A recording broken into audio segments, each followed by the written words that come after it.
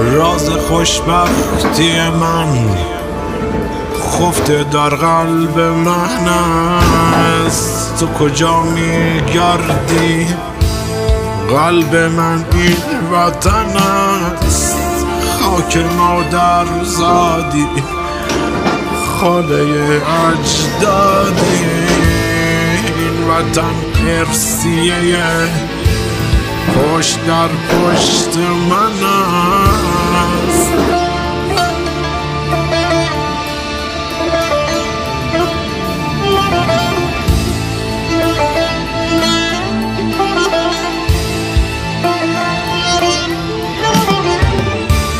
هیچ بر قدرتکی مرد تسخیرش نیست.